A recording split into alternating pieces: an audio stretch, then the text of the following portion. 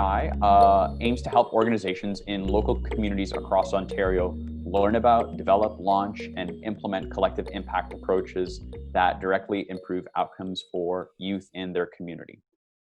Our program is designed to support communities by offering information sessions, workshops, coaching, and grants for groups to build and implement a successful collective impact strategy. And as mentioned before, the partners on this initiative are the Laidlaw Foundation. So Vienna, Gunthes, and I are staff at the Laidlaw Foundation. And then the McConnell Foundation's Innoweave platform with support from the Government of Ontario.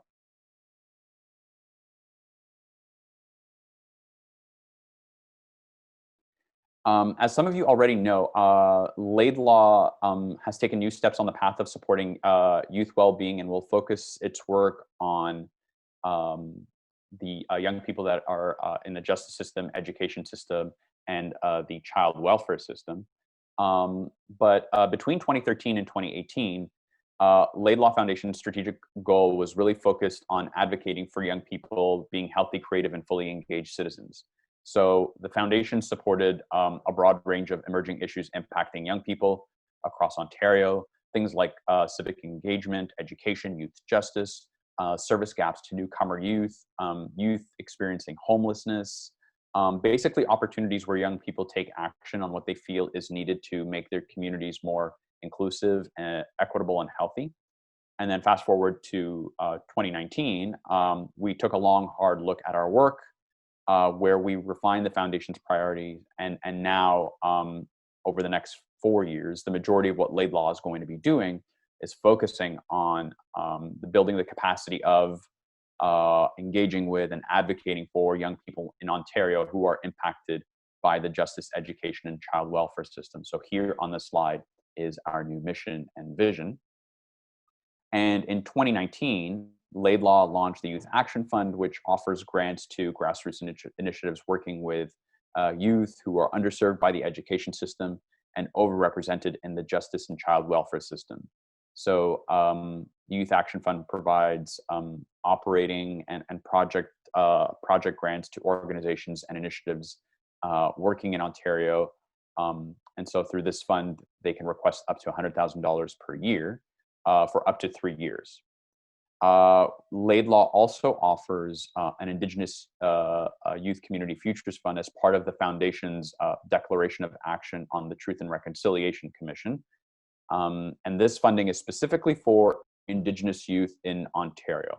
It was designed in collaboration with Indigenous youth, and successful grants are decided on by our Indigenous Youth Advisory Committee. I should mention that there are currently no calls for applications for these funding programs, but I do suggest that you go to our website, so laidlawfdn.org, and we can put that in the chat box for you, to sign up and browse some of these granting programs, but more importantly, to sign up for our mailing list so that if you do, you can receive notification immediately on when we do our call for applications. And when we do, we'll likely do one of these information sessions as well. So stay tuned for that. Now, some of you may have heard of the McConnell Foundation, but for those of you that don't, just a bit of background. They were established in 1937, and McConnell engages Canadians in building a more innovative, inclusive, and sustainable society. So McConnell's grown to be one of Canada's largest philanthropic family foundations, and they really take pride in being a responsive grant maker. So this generally means they fund requests that go to them, but they're really focused on a number of issue areas, including Indigenous issues, new energy economy, and children and youth mental health. McConnell has a history of engaging with nonprofits across Canada and building partnerships and relationships with social innovation practitioners. And a part of that work has led to their interest and desire to provide social innovation tools to nonprofits. And because they took such a great interest in providing those tools,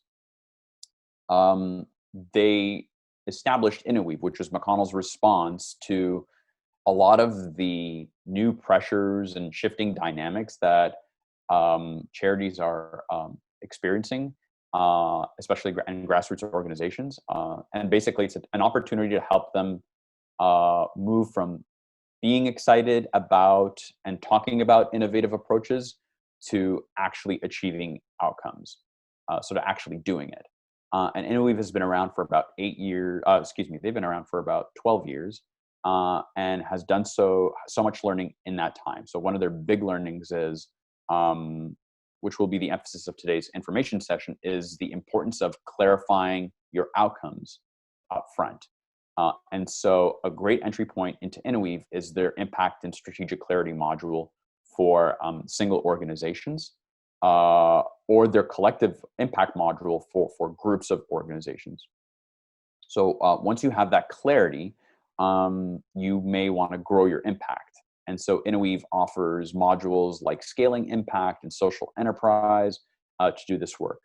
Or you might be interested in experimenting new solutions within a lab structure.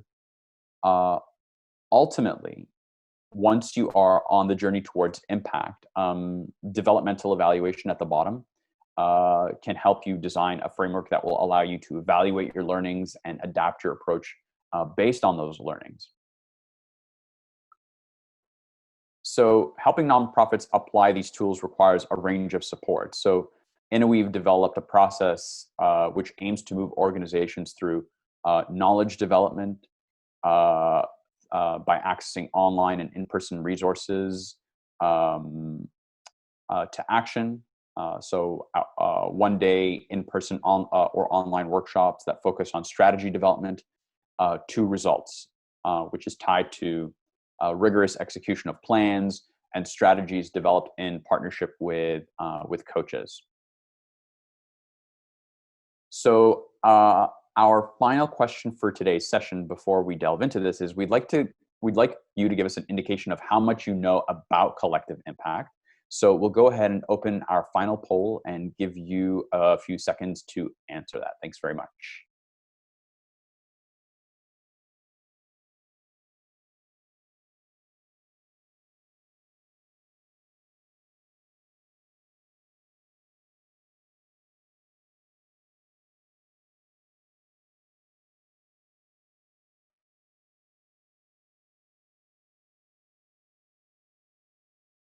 Okay, just looking at the results here. So we're seeing some of you are not familiar.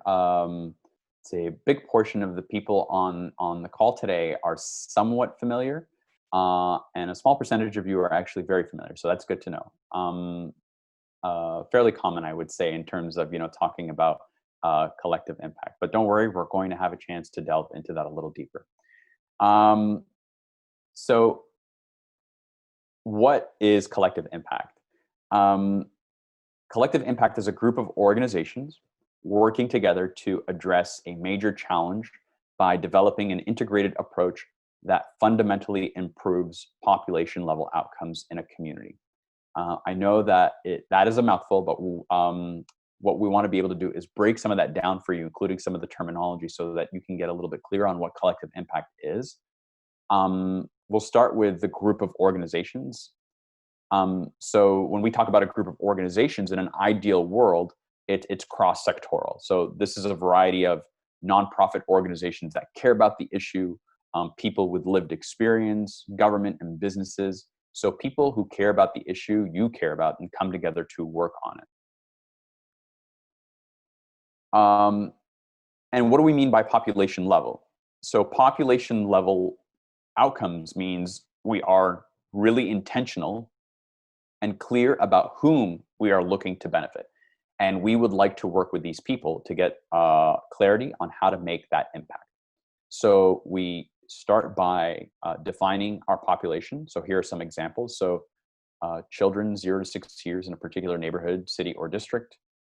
People living within a 50-kilometer radius of a particular nuclear plant. People always wonder about that example, but in the coming slides, it'll give you a bit of clarity. Youth between the ages of 16 to 24 years across Canada who are at risk of being homeless. So these are some of the examples. So you are clear on the population, and then you need to get clear on the outcomes. So we want to make sure that the result or the outcome reflects some sort of improved well-being. So something is better as a result of the work that you are doing. So population level outcome defines both the population, but also the result.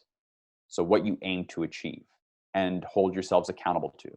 So something is better off as a result. You can even attach a particular date to that result.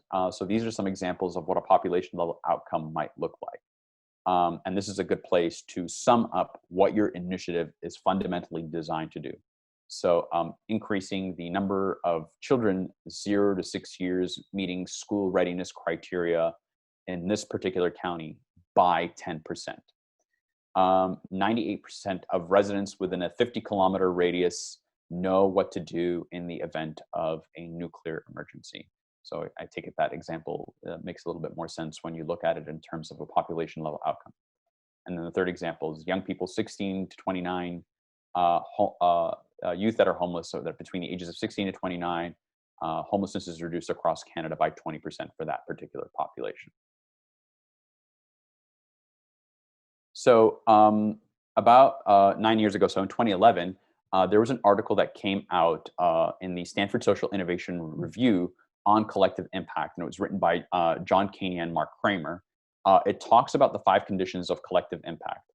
So they're common agenda, mutually reinforcing activities, shared measurement, continuous communication, and a backbone function.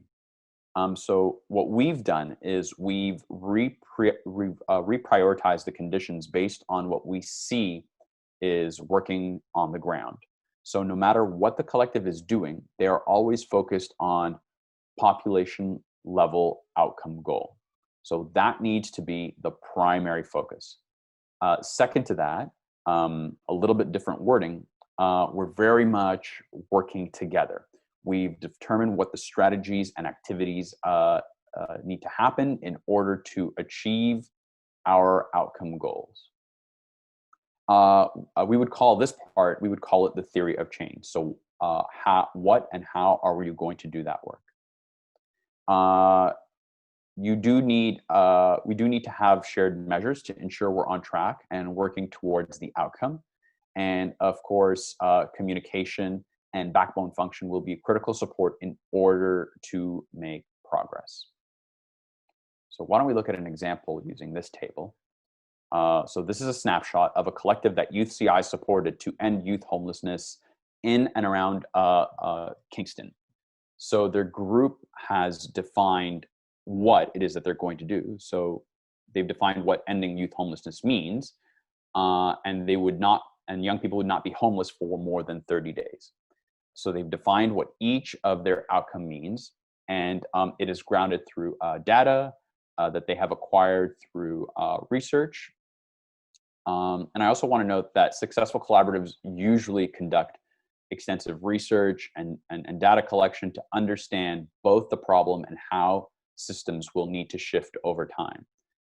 They hold focus groups, interviews and community meetings to gather input from residents, community leaders, funders, experts in the field, and other stakeholders.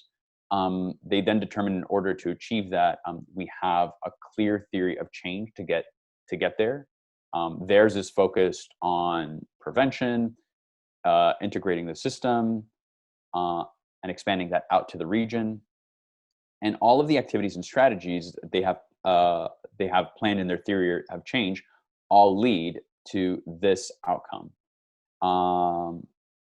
In this particular case, the backbone function is primarily United Way. And they're really focused on what they want to achieve and how they're going to achieve it.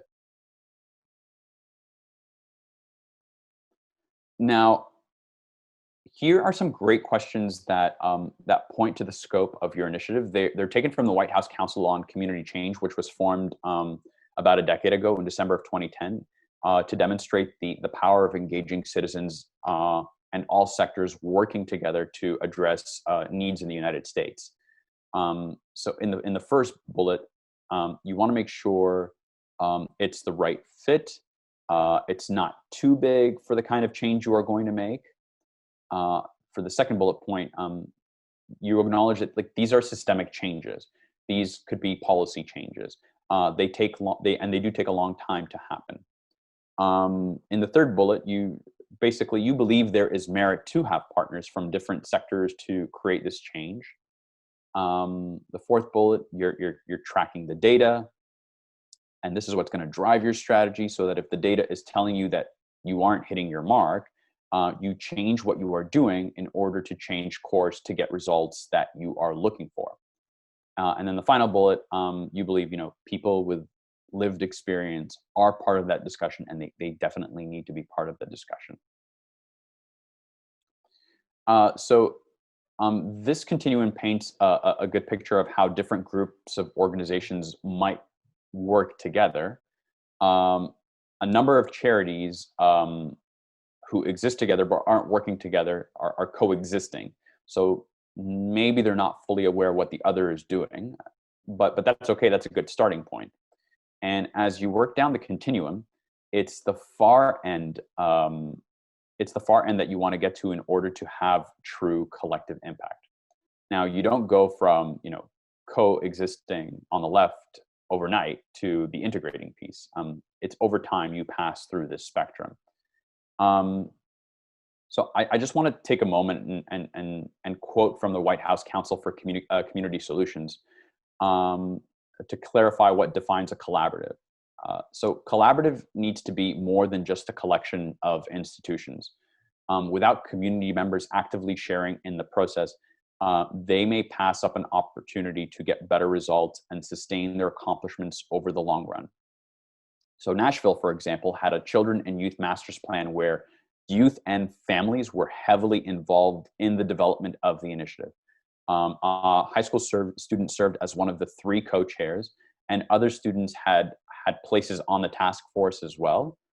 Meetings were scheduled after school's 3 p.m. dismissal, and transportation assistance was provided to facilitate student participation. Youth members also took responsibility for creating a large-scale survey of 1,000 city youth. The broader community got actively engaged too, mainly through listening sessions involving hundreds of residents and youth. And the task force employed a variety of meeting formats to gain community insights, such as small group discussions and one-on-one exchanges. And even at each, they had translators available to empower participation from the Hispanic community. I should say that some of the funding opportunities at UCI can contribute to some of those expenses. So as you pass through the spectrum, the trust level, has to go up in order to reach that integration level. And then there's value at each point along the continuum: communicate, cooperate, collaborate. And working in those ways can be the best way to achieve your impact. But it's at the far right where we find integration, purposeful integration of activities to create a large-scale change. So impact and the population level outcome. Now, I should mention one consequence of success of collective impact initiatives is when various stakeholders try to claim credit for the achievement of the initiative. And this actually happened with Operation Ceasefire in Boston, which was designed to address youth violence in the 90s. But in all truth, it was in fact the sum of the partners' efforts which made the difference. Credit claiming is in part causes the collaborative to stumble. So one of the things we prioritize is a shared ownership model of your initiative as part of your support through UCI. So we shared with you a bit about collective impact and what it means to use this approach to create meaningful change in your community. Now, it's also possible that collective impact is not what you're looking for. And it's also worth acknowledging what isn't necessarily collective impact should you decide that this approach is not right for you, which is certainly okay if you decide it's not, and we'll leave that up to you to decide and self-assess with your partners. That being said, you're probably thinking about, just growing your program and expand to new regions. So perhaps you're looking at scaling your program. And our partners at Innoweave offer a module that can help you do that. You might have a great program, but you're just want more people to participate in it. This might just require talking to other organizations or the community. And based on this, you might just be looking to promote program participation. That's perfect for you. Perhaps you're looking to set broad, inclusive goals. There's certainly value in having big picture change on your minds, but if that's where it stops, then you aren't able to fully go from the broad, inclusive, visionary approach down to that tangible, clear population level outcome. Or you could simply be looking for opportunities to connect and support each other, and that could be good enough. You don't need to go full throttle. So it's okay if you decide that collective impact isn't right for you.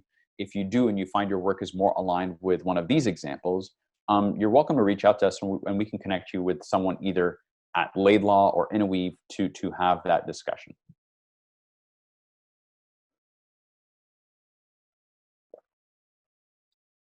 So now we'll go over the intended impact statement.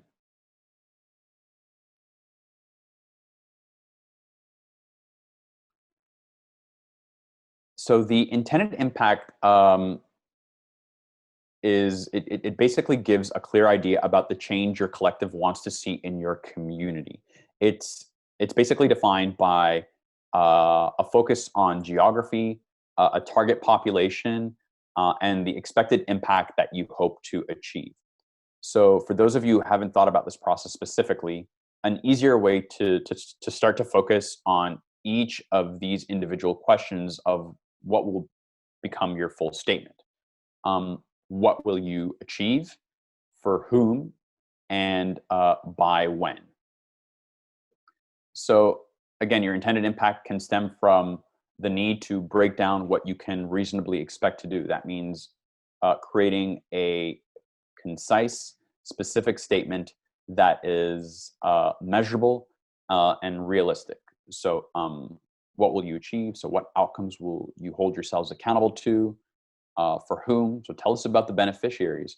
Is it Black youth between the ages of 16 to 20? Is it Indigenous youth who have navigated the justice system between the ages of 20 to 25? It's important that you be specific, measurable, and realistic. And then, of course, identifying the geography. Is it in Ottawa? Is it in a couple of wards in Ottawa? Is it in Kingston? Is it in Thunder Bay? And then identifying the time frame as well is really key to that.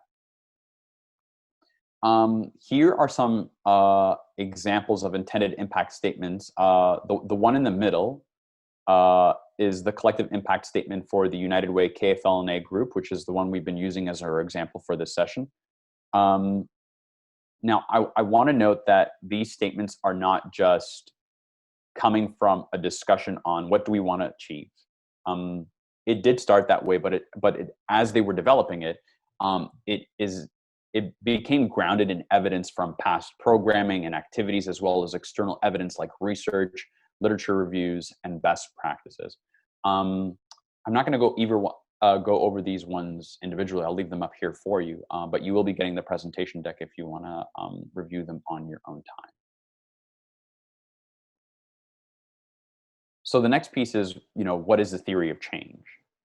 So what that is essentially taking the intended impact and adding another layer on it. So how are you going to achieve your intended impact? So we now know that intended impact is what you hold yourselves accountable for achieving within a certain time frame. The theory of change describes that actual strategies that you need to undertake to get that impact. So often this is represented through some sort of visual, as we showed you earlier today with the KFL&A group. Another way to think about a theory of change is a visual diagram that builds on your intended impact statement by demonstrating the link between inputs and resources and the named outcomes that are most important to achieving your ultimate impact. So we'll go back to the KFL&A group. Currently, they are focusing on services for youth based on an integrated system of care. So based on their research, they realized the need to shift the focus towards prevention and awareness. They heard that there are many more youth who are homeless that are not officially counted as in the system because they have not reached out for many services. So the system doesn't know about them. But through awareness, what they wanted to do was to break down the negative stigma and have more youth who are homeless seek out services and to prevent more youth from becoming homeless. And then ideally, we like to get a graphical view of your theory of change, and our coaches work with you to do that. So here's a graphic description of how a coach worked with the KFL&A group and enabled them to change their approach based on real evidence from data and from what they heard from youth with lived experience. Trying to impact root causes became the focus of this collective. And the one thing that kept coming back to them was looking at youth homelessness. And so 1/3 of the population that were homeless in the area were youth. And youth were already vocal about youth homelessness in the community, and what the partners needed to do was just bring them together to mobilize them and understand the issue. They didn't jump into programs right away. And interestingly enough, they found that a lot of youth that were homeless were actually already involved in programs in the community. The numbers weren't changing though. So they try to make sense of their data to understand the issue so that they can collectively work on the solutions they needed to implement. They found that the number one reason youth were homeless was due to family conflict. So they invested a portion of their resources to optimize on family conflict mediation, and they actually saw a 98% success rate. This group is actually still moving forward, and they do a point in time count every 2 years to see how they're moving along. So that's the Ending Youth Homelessness group in KFL&A. Great. So we covered a great deal, but now what we want to do is tell you a bit about how Youth CI resources collective impact initiatives in Ontario. So if you want to look at improving the well-being of young people and using the collective impact framework, you can approach us at Youth CI and apply for these resources. The first thing that we start with is our information sessions. So info sessions like today's basically give you a summary of collective impact and how Youth CI supports collective impact initiatives. So you're already here, so you can take that off the box. Workshop 1 is a full day workshop that allows collaboratives to come together to determine their population level outcome targets. I should mention many of us have pivoted to working online or working virtually. So these workshops will now be hosted as 2-part online workshops until further notice. Now, I want to bring your attention to the conversation starter, which is at the bottom left-hand corner. So that supports youth-led and youth-serving groups across Ontario to get conversations started that can help identify a common issue affecting young people that needs to be addressed or identified, and really identify who needs to be involved in a collective impact effort to improve the conditions of young people in the community. So if you don't have partners and you don't have a priority that you want to address, this funding stream, the Conversation Starter Grant, helps groups get clear so that they are in a better position to apply for Workshop 1. So that's initially how it's designed. The development coaching component is for those who participated in Workshop 1. So you'll be considered for this for up to 6 months of customized coaching based on the work that you submit in Workshop 1. And Youth CI will match you with a coach in kind, so it comes at no cost to you, to help guide you on your collective impact initiative.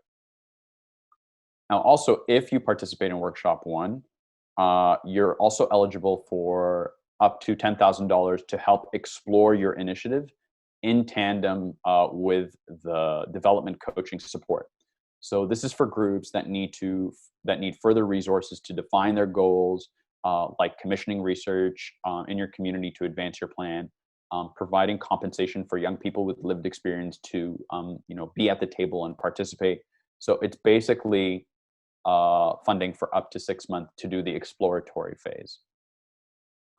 Now, workshop 2, so once you've done these 2 pieces and you're clear on the goals that you hope to achieve, you can move on to this workshop, workshop 2, which comes after you've probably had a chance to expand your collaborative, engage new partners, and refine your theory of change. So this is basically a good opportunity for your collaborative to reconvene.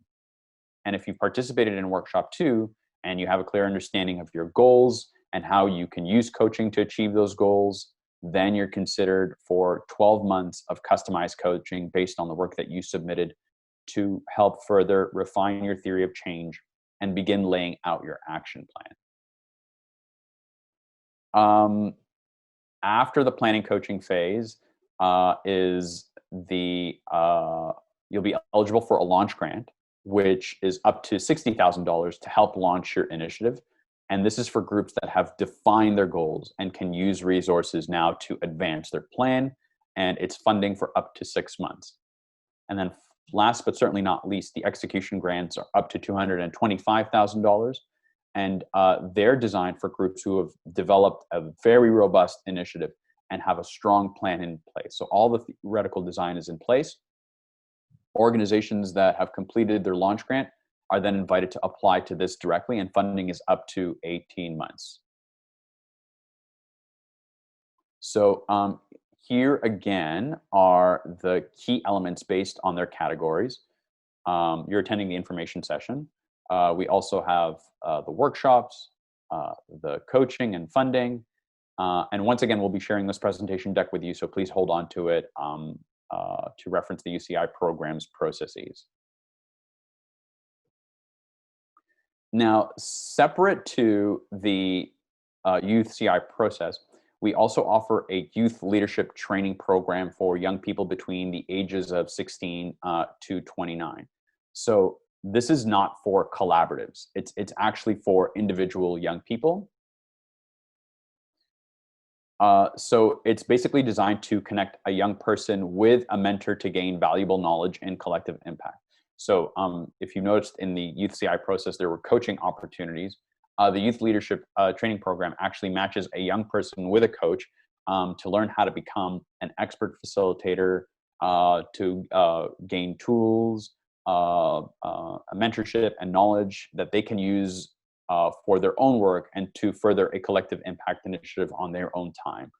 So that's what the Youth Leadership and Training Program is designed for. So for all you young people out there between the ages of 16 to 29, and you're looking to gain some knowledge and experience on what it's like to be a facilitator in community-based convenings, this is the opportunity for you, and there's some funding that's also attached to it.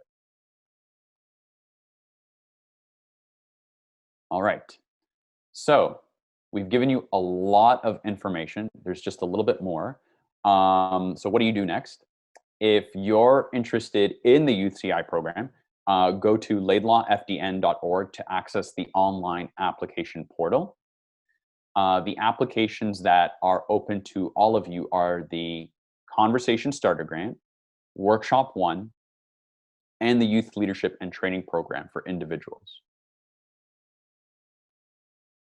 So for the Conversation Starter Grant, the application opens November 10th, so open this week. It closes December 11th at 5 p.m.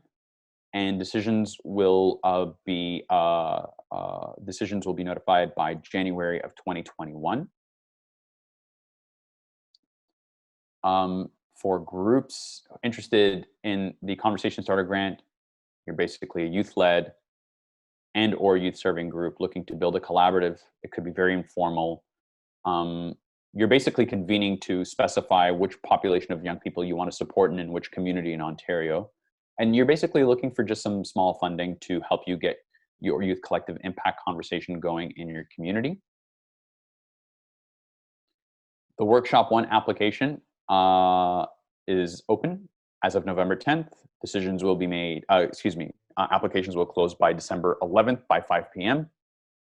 And the workshop events will likely take place in January of 2021 for groups that are approved for Workshop 1. Now, if you're interested in Workshop 1, the eligibility is you've established a collaborative of 3 or more organizations. You don't have to have like a memorandum of understanding in order to move forward, but rather you have 3 or more that are interested in participating. You've identified the challenge, but you need to engage the community more. You identified the youth priorities for your community that needs to be addressed, and your initiative engages young people in your community to help you develop your collective impact work.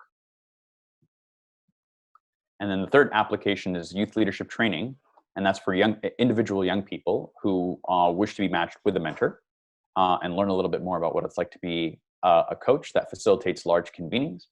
So that application has opened as of November 10th. It closes December 11th by 5 p.m. and decisions will be announced on January of 2021. And again, for anyone interested in this opportunity, you are a young person, 16 to 29, you want to explore how to address big, complex social issues to bring about positive change for young people, and you're looking to access tools and be matched with a mentor to gain knowledge from collaboratives using the collective impact approach.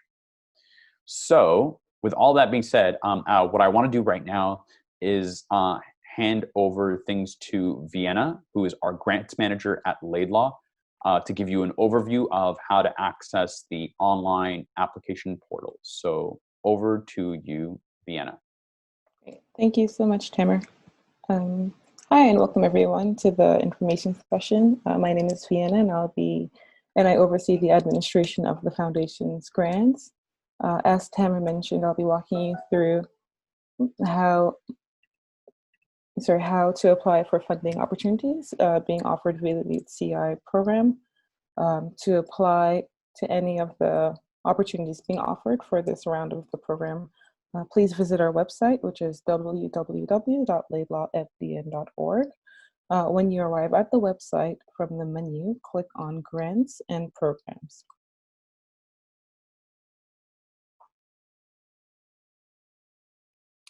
From the Grants and Programs page, scroll to Youth CI. It will be the second program listed.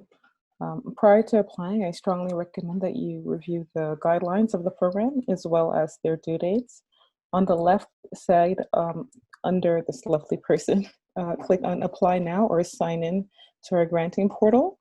This will take you to our grants management site to view and submit an application. Okay, so on the grants management site, you are required to create an account to submit your application. The landing page gives you the opportunity to either create a new account or to log into an existing one. If you have any issues logging in, please do not hesitate to connect with me. You will see my email address below. It's voctive@laidlawfdn.org.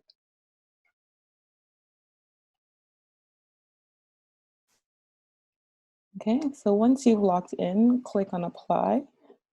This can be found at the top beside our logo. Scroll to the program that you wish to apply to. You can also review or preview the questions before going into the application.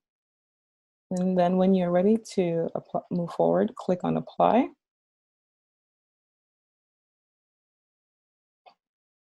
Okay, so once you are inside of the application, just a few things I'd like to bring your attention to. The first is you can preview and download the list of questions to be reviewed offline. We strongly recommend that you save your application periodically, as the portal does not auto-save applications. Please remember to submit your application before the deadline. It's a hard deadline of December 11th at 5 p.m. for all of the opportunities being offered. And then lastly, when you're ready and you have reviewed and edited your application, you can go ahead and submit. And that's how you are able to submit your application for any of the programs being offered.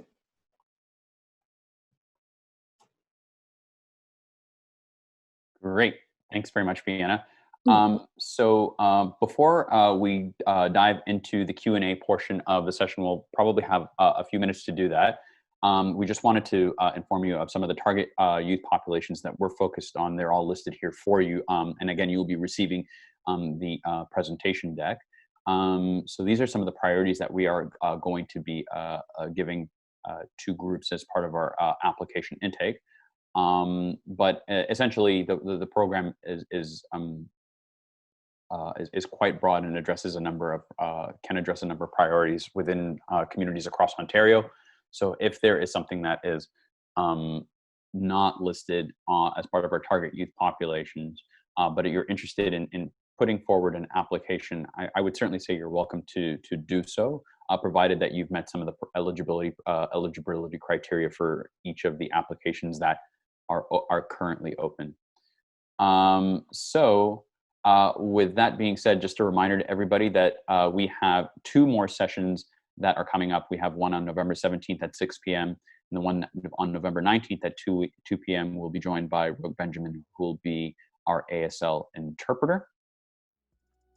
And so with that being said, this concludes the formal presentation of the Youth information session. We really appreciate you joining us, so thank you all. And my thanks, of course, to Vienna and Guntaz for coordinating the information session.